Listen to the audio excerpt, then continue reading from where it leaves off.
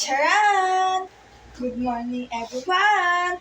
Lalong-lalo na sa Aeronautics, Team Charan, at Charanatics.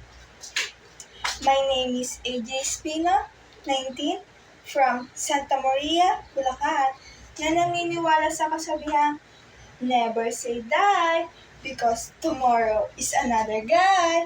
Charis! So, ito po pala ang aking outfit for today. Fitted dress na maroon saka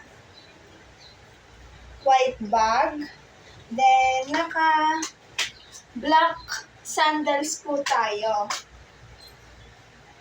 Yan. Ating ipa-flex muna. Stomach in, chest out, wet out. Ipo lang balakang, i-push ang bewang, flex, flex, flex. So, ayan. Today po pala is Wednesday. Magpapa-enroll po ako. Pupunta po ako sa aking school. Yan. Ito po pala ang aking tasa for today.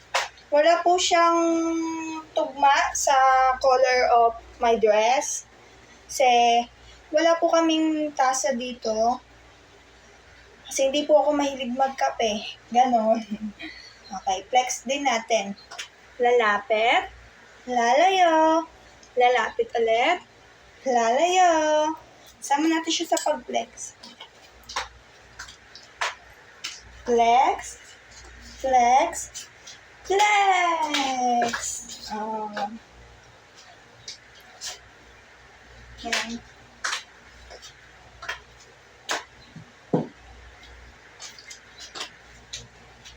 Nasa inyong harapan po pala ako dahil ina-accept ko po ang Charan Challenge ni Madam Irene. Kaya sa mga walang entry pa dyan, go, go, go na! Mag-entry na kayo, guys. Habol-habol na. So, ito po pala ang aking laman ng bag.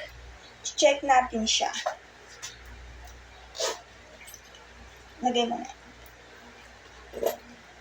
Yan. Siyempre, hindi pwedeng maiwan ng school ID.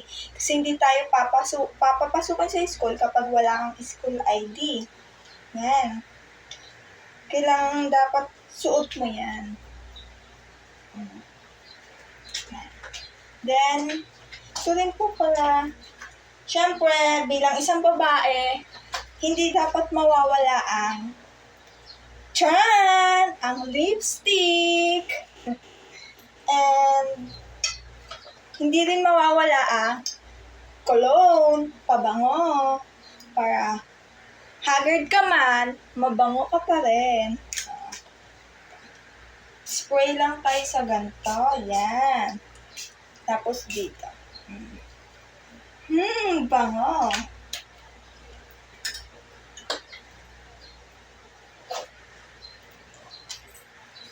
So, yan lang po ang ating entry for Charan Challenge. Yan. Ulit. Stomach in, chest out, wet out. Ipo lang balakang, i-push ang bewang, flex, flex, flex.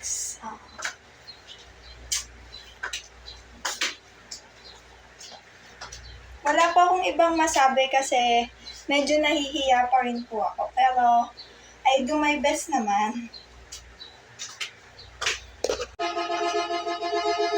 Charan! So guys, ito pa rin po yung dress ko kanina. Pinatungan ko lang po siya ng short kasi piling ko medyo bagay naman siyang naka-short. Yan. Kasi parang pagsasakay ako ng jeep, sobrang ikse. Kaya nag-short ako. Piling ko bagay naman siya, diba? Bagay naman siya, diba guys? Flex din natin siya. Flex. Flex. Flex! Sa tingin nyo guys, alin mas bagay? Yung una o ito?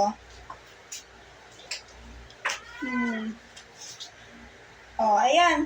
Hanggang dito na lang po tayo kasi magpapainal pa po ako. Thanks for watching!